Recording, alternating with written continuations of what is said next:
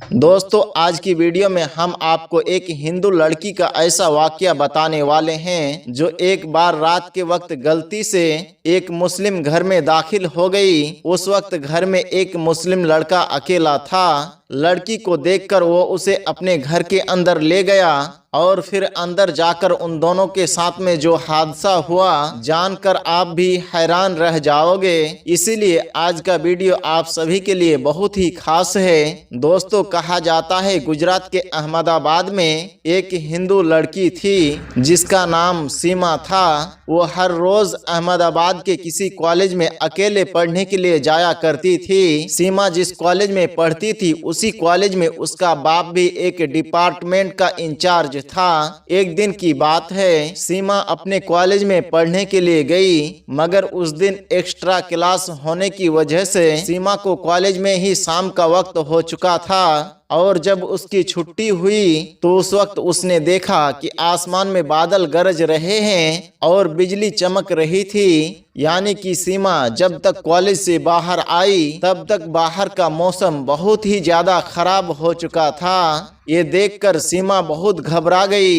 और जल्दी जल्दी अपने घर के तरफ चलने लगी। अभी वो थोड़ी दूर चली ही थी कि इतने देर में जोरदार बारिश होना शुरू हो गई।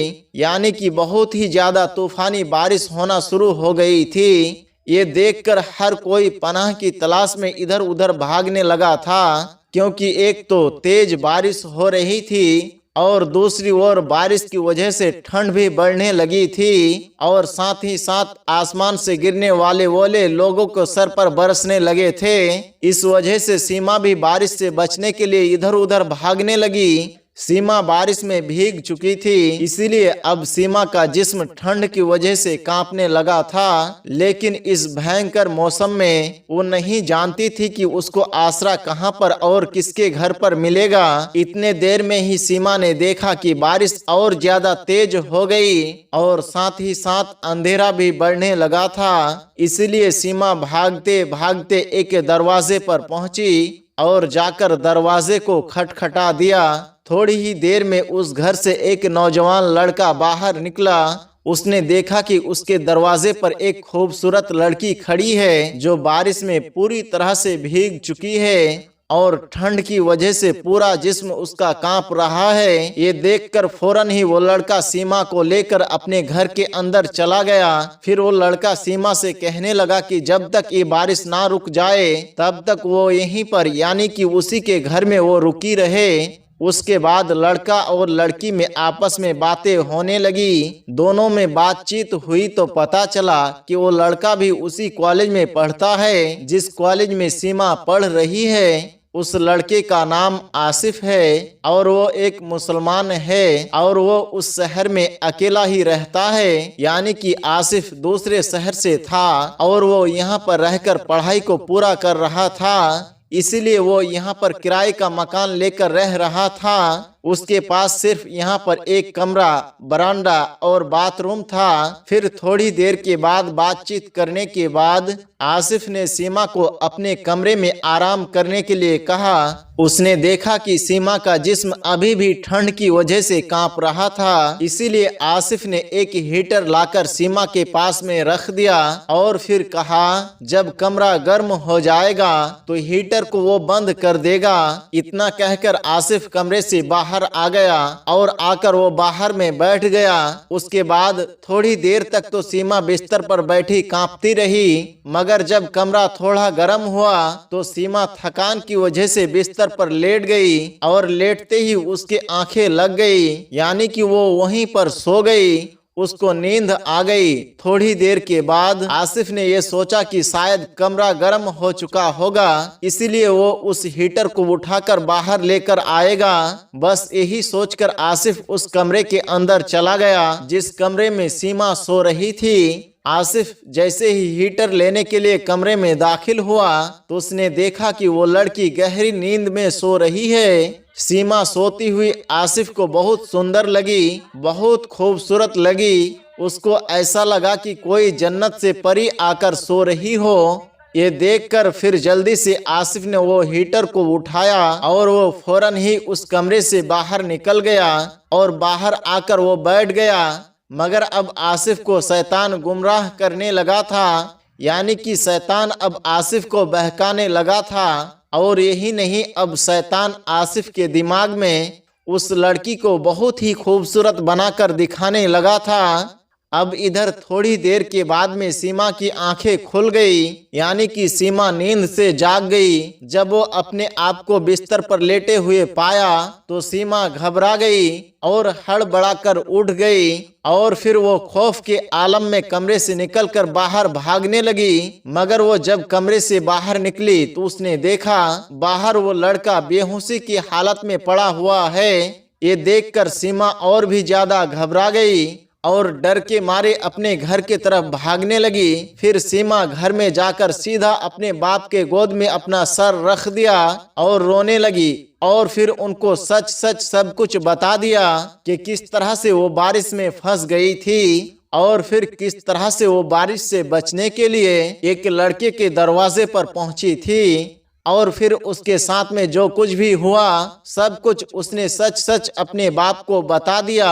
और फिर सीमा कसम खाकर अपने बाप से कहने लगी कि अब्बा जान, मैं नहीं जानती कि उस लड़के ने मेरे साथ क्या किया है, क्योंकि मैं तो गहरी नींद में चली गई थी या फिर मैं बेहोश हो गई थी। फिर मेरे साथ में क्या क्या हुआ मैं नहीं जानती। मेरी तो जब आंख खुली तो मैंने अपने आप को बिस्तर पर लेटा हुआ पाया।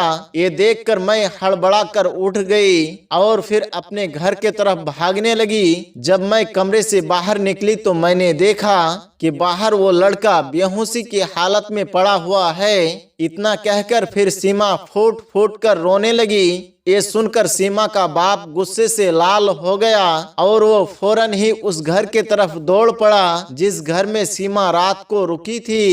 मगर जब सीमा का बाप उस लड़के के दरवाजे पर पहुंचा तो उसने देखा कि उस घर के तो ताला लगा हुआ है।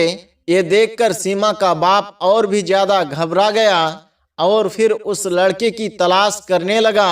उसके बाद सीमा के बाप को कॉलेज से कॉल आती है। फिर वो सीधा अपने कॉलेज में पहुंच जाता है और जाकर उसने सारे एब्सेंट लड़के की लिस्ट निकाल ली और देखने लगा कल कौन कौन लड़का एब्सेंट था, क्योंकि सीमा ने उसके बाप को पहले ही बता दिया था कि वो लड़का उसी कॉलेज का है जिस कॉलेज में वो खुद पढ़ती है। तो सीमा का बाप उस रजिस्टर में देखने लगा कि कल कौन कौन एब्सेंट था। मतलब कि सीमा के बाप ने उन सारे लड़कों की लिस्ट निकाल ली जो लड़के कल कॉलेज में नहीं आए थे।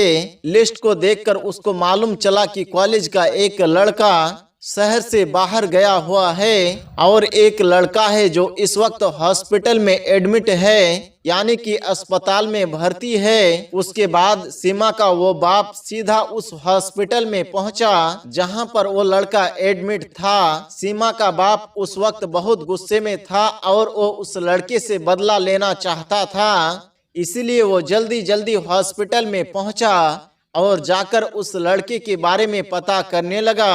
अस्पताल में काफी पूछताछ करने के बाद सीमा का बाप उस कमरे में पहुंचा जहां पर वो लड़का सो रहा था। उसको देखकर सीमा का बाप हैरान रह गया कि उसने देखा कि उस लड़के के दोनों हाथों पर 2 पट्टियां बंधी हुई है। सीमा के बाप ने डॉक्टरों से इस मरीज के बारे में मालूमात ली तो डॉक्टरों ने बताया कि ये लड़का तो कल रात में हमारे पास में लाया गया था। ये उस वक्त बेहोशी की आलम में था और इसके दोनों हाथों की उंगलियां जली हुई थी। डॉक्टरों का बात सुनकर सीमा के बाप को यकीन हो गया था कि कल वाला लड़का यही है। इसीलिए फिर सीमा के बाप ने उस लड़के से पूछा, ए लड़के, तुम सच सच बताओ कि तुमने मेरी बेटी के साथ कल क्या किया था और तुम्हारी ये हालत कैसी हुई है। तो ये सुनकर आसिफ ने पहले तो कुछ भी नहीं बताया, मगर फिर बार बार जब उसने पूछने लगे तो फिर आसिफ ने उन्हें बताया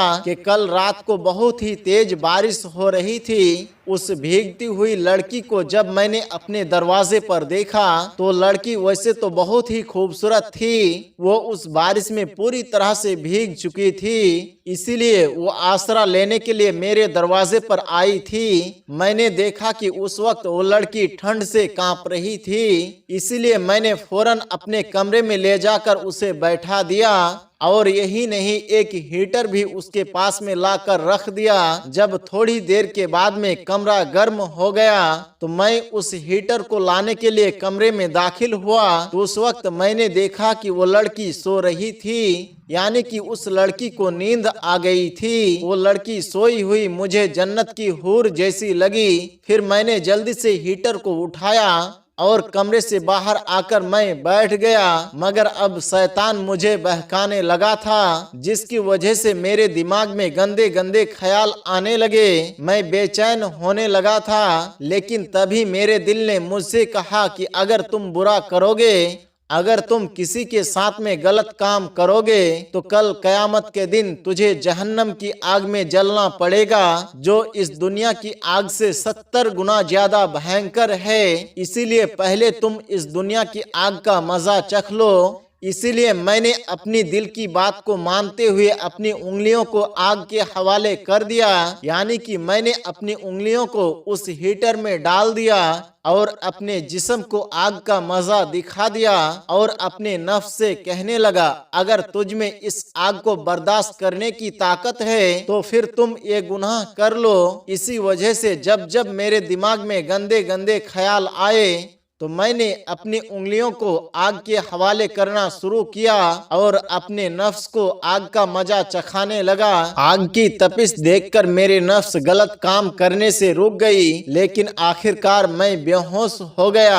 उसके बाद मुझे नहीं पता कि वो लड़की कब चली गई और कब अपने घर को पहुंची और मैं ये हॉस्पिटल में कैसे पहुंचा, मुझे ये कुछ भी याद नहीं है। आसिफ की ये बात सुनकर सीमा का बाप बहुत हैरान हुआ और फिर जोर जोर से चिल्लाकर कहने लगा कि मैंने आज तक अपनी जिंदगी में इस लड़के जैसा अच्छा इंसान नहीं देखा है। दोस्तों, याद रहे, अल्लाह से डरने वाले मर्द और औरतें अल्लाह ताला को बहुत ज्यादा पसंद है, यानी कि ऐसा कोई गलत काम जिसको करने को हमारा दिल बहुत चाह रहा है, मगर उस वक्त अगर हमारे दिल में अल्लाह का खौफ आ जाए और हम ये सोचने लग जाए अगर मैंने ये गलत काम किया तो अल्लाह की बारगाह में मेरी सख्त पकड़ होगी, अल्लाह के यहाँ पर मुझे सख्त सजा मिलेगी, उस डर की वजह से अगर हमारे दिल में इतना खौफ आ जाए कि हम उस गलत काम करने से रुक जाए तो याद रहे अल्लाह को ऐसे लोग बहुत ही ज्यादा पसंद है। दोस्तों, इसी को कहते हैं तकवे वाली जिंदगी। इसी तरह से हर इंसानों को लज्जतों और ख्वाहिशों से बचना और बचाना चाहिए। लालच, लज्जत और ख्वाहिश, इन तीनों चीजों से जो इंसान बच जाता है वो इस दुनिया में भी कामयाब हो जाता है और आखिरत में भी इंशाअल्लाह कामयाब हो जाएगा। मगर आजकल का तो माहौल ऐसा बन चुका है कि जिसे मौका मिले वो अपना मुंह काला करने में लगा है। मगर आजकल के कुछ लोग गुनाह और गलत काम करने के लिए मौके तलाश करते रहते हैं। आजकल के कुछ लोगों की तो ये चाहत होती है कि हमें कुछ अगर गलत काम करने का मौका मिल जाए तो हमें मजा आ जाए। इसी मजे के चक्कर में आज लोग अपनी दुनिया भी बर्बाद कर रहे हैं और अपनी आखिरत को भी बर्बाद कर रहे हैं। अल्लाह तबारक व तआला से दुआ है कि अल्लाह ताला हम सभी को नेक बनाए और गलत और बुरे कामों को करने से हम सभी को महफूज रखे। आमीन, अल्लाहुम्मा आमीन। प्यारे दोस्तों, कमेंट बॉक्स में आमीन जरूर लिखे। क्या पता किसका लिखा हुआ आमीन कब कबूल हो जाए। अगर ये वाकया, ये सबक आमोज कहानी आपको पसंद आया है, आप लोग इस वीडियो को अपने दोस्त अहबाब के साथ जरूर शेयर करें। और दोस्तों, इस वीडियो के बारे में आपका क्या राय है कमेंट बॉक्स में जरूर बताएं। मिलते हैं एक नए वीडियो के साथ, तब तक के लिए हमें इजाजत दे।